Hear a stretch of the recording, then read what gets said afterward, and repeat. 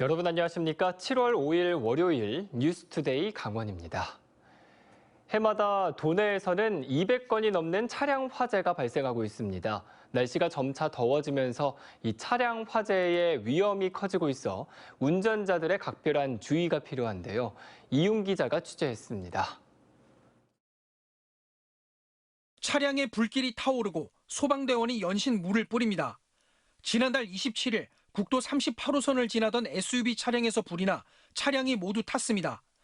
앞서 5월 30일에는 양양에서 이른바 차박 중이던 SUV 차량에서 불이 나 차량이 일부 타고 2명이 다쳤습니다. 하루 전인 5월 29일에도 강릉시 왕산면에서 차량 한 대가 타는 등 차량 화재가 잇따랐습니다. 이 같은 차량 화재는 해마다 빈번하게 발생하고 있습니다. 지난 3년간 도내에서 발생한 차량 화재는 686건으로 해마다 평균 200건 넘게 발생하고 있습니다. 사상자는 41명이 발생했습니다. 올해 들어서도 1월부터 6월까지 110건의 차량 화재가 발생해 7명이 다쳤습니다. 차량 화재의 원인은 엔진 과열과 과부하 등 기계적 요인이 절반가량을 차지하고 있고 봄과 여름에 차량 화재가 많이 발생하고 있습니다. 더운 날에는 엔진룸과 차량 실내 온도가 올라 화재 위험이 커지기 때문에 운전자들의 각별한 주의가 필요합니다. 휴가철 같은 데는 장거리 운행이 상당히 많기 때문에 차가 과열되는 경우가 많아서 휴식이라든지 또는 예를 들어서 엔진오일이나 냉각수에 대한 부분들, 특히 노후화된 중고차인 경우에는 자동차 관리가 더 중요하다고 볼 수가 있습니다. 특히 기온이 높을 때는 배터리나 라이터 같은 폭발성 물질을 차 안에 두지 않는 것이 좋습니다. 비상 상황을 대비해 차량용 소화기를 차 안에 비치하는 것도 필요합니다. MBC 뉴스 이용입니다. 춘천시가 도심에 있고 노후화된 이 하수 처리장을 시 외곽 쪽으로 옮기겠다고 밝혔습니다. 하지만 이전 부지가 갑작스럽게 발표가 됐고 논의 과정도 없었다며 일부 주민들이 반발하고 있습니다. 백승호 기자의 보도입니다. 춘천시 근화동에서 운영 중인 하수 처리장입니다. 준공된 지 30년이 넘었고 하수를 처리한 물을 공지천으로 배출합니다. 춘천시는 처리장 시설이 낡고 하루 13만 톤의 하수 처리 양도 한계에 다다라 이전을 고민했습니다. 그러던 중 민간 사업자가 투자를 제안했고 정부의 승인도 얻으면서 이전 계획이 급물살을 탔습니다. 이전 비용은 수천억 원에 이릅니다. 이 중 일부를 민간 사업자가 부담하면 춘천시가 30년 동안 운영권을 보장하는 방식입니다. 춘천시는 하수 처리장 이전 계획이 막힘없이 추진된다면 2026년 12월에는 새로운 하수 처리장이 준공된다고 밝혔습니다. 하지만 하수 처리장 이전 같은 대규모 사업이 너무 비밀스럽게 이뤄졌다는 지적이 나옵니다. 하수 처리장 이전하는 그 과정이 이게 민간 투자 제안으로 받았다는 이유 하나만으로 너무 비공개적으로 여태 추진을 해오다 보니까 그 시민들에 대한 어떤 신뢰가 떨어졌다는 거죠. 하수 처리장 이전 부지도 논란입니다. 춘천 의암호 스카이워크 인근에 도로 옆 산으로 둘러싸인 곳입니다. 이곳에는 전원 주택을 짓기 위한 택지가 조성돼 있습니다. 사업자는 주택 30채 분양을 계획하고 있고 이미 계약을 한 택지도 있는데 하수 처리장이 웬 말이냐며 펄쩍 뛰고 있습니다. 2년 전부터 이 계획이 세워졌답니다. 그리고 우리가 이제 개발행위 허가를 계속 받아가면서 일을 했는데 그 전에 시에서 이런 걸 좀 언제했으면 사업비를 투자 안 하고 여러 가지 이제 보완책을 해가지고 나갈 텐데 아무 통보 없이 갑작시 불시에. 이전 부지에서 3km 정도 떨어진 아파트 단지에도 반대 현수막이 붙었습니다. 춘천시는 민간 투자 제안이 들어오면 법적으로 이전 부지 등 관련 내용을 밝힐 수 없다고 해명했습니다. 또 오는 8일 주민 공청회가 예정돼 있어 하수 처리장을 이전할 수밖에 없는 이유를 잘 설명하겠다고 밝혔습니다. 하지만 하수 처리장을 이전하려면 춘천시 의회 동의가 꼭 필요해 논의 과정에서 진통이 예상됩니다. 일부에서는 춘천 시내버스 문제는 공론화가 필요하다며 시간을 끌면서 정작 공론화가 필요한 하수 처리장 이전은 일방적이었다는 비판이 나오고 있습니다. MBC 뉴스 백소입니다.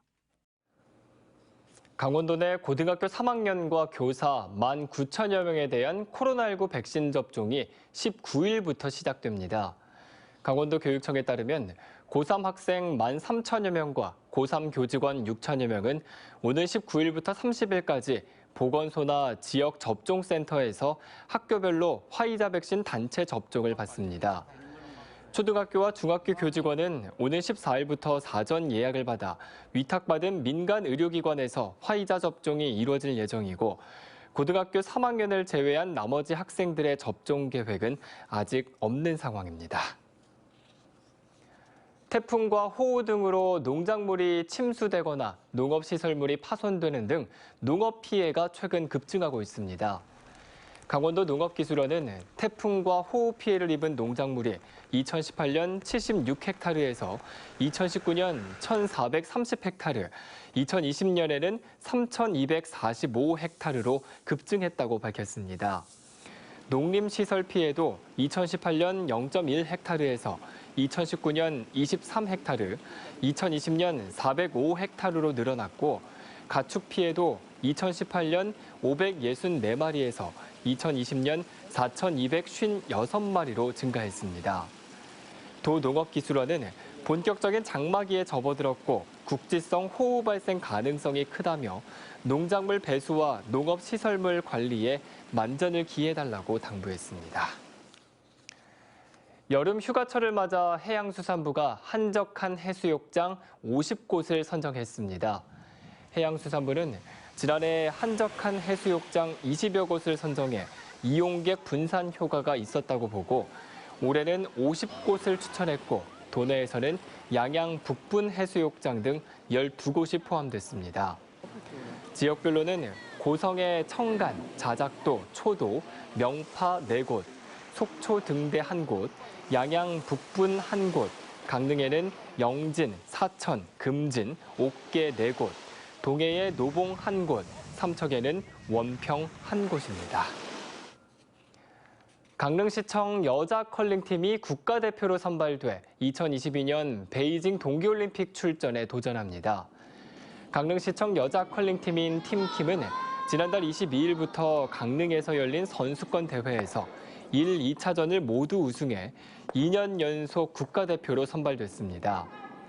2018 평창 동계올림픽에서 은메달을 딴 팀킴은 오는 12월로 예정된 올림픽 자격대회에 출전해 2022 베이징 동계올림픽 출전권 획득에 나섭니다.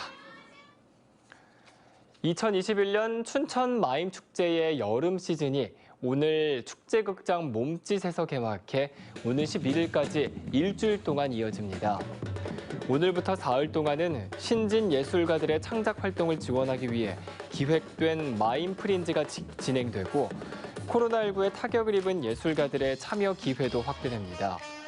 축제 기간 중 축제극장 몸짓 안팎에서는 소소한 공연들과 함께 대중성과 작품성을 겸비한 다양한 주제의 마임 공연이 열릴 예정입니다. 경찰이 합동 점검반을 만들어 어린이 통학 버스에 대한 점검을 벌입니다.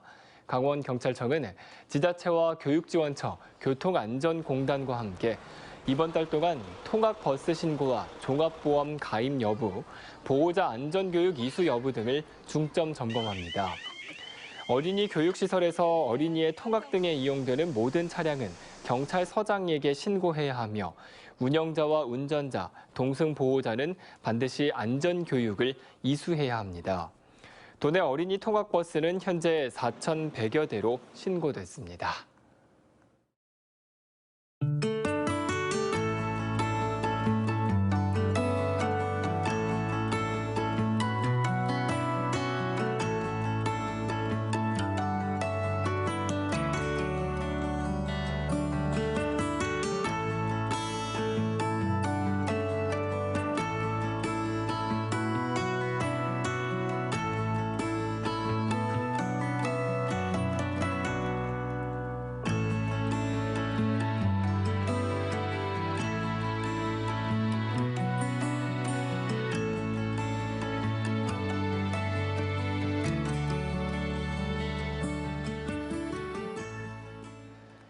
온라인과 오프라인으로 일자리를 구하고 채용 설명회 등을 들을 수 있는 강원 일자리 박람회가 다음 달부터 열립니다.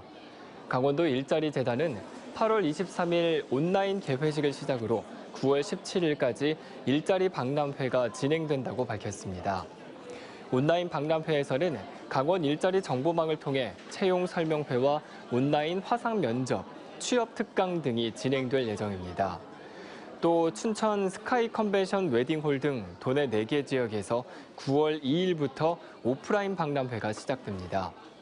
취업을 원하는 구직자는 강원 일자리 정보망에 가입해 구직 등록을 하면 희망 기업에 대한 정보를 제공받을 수 있습니다. 직원들과 야유회를 하다 동료를 물에 빠뜨려 숨지게 한 30대가 법원에서 금고형을 선고받았습니다. 춘천지방법원은 과실치사 혐의로 기소된 31살 A씨에게 금고 6개월을 선고했습니다. A씨는 지난해 8월 춘천의 한 수상 레저시설에서 동료들과 서로 강물에 빠뜨리는 장난을 하다 구명조끼를 입지 않은 20대 동료를 물에 빠뜨려 숨지게 한 혐의로 재판을 받았습니다. 재판부는 피고인이 안전관리 직원들의 경고를 무시했고 유족들에게 용서를 받았다는 자료도 찾지 못했다며 금고 6개월을 선고했습니다. 춘천시가 지역에서 나오는 쓰레기를 줄이기 위해 일회용품 사용 줄이기에 참여할 기관을 늘린다고 밝혔습니다.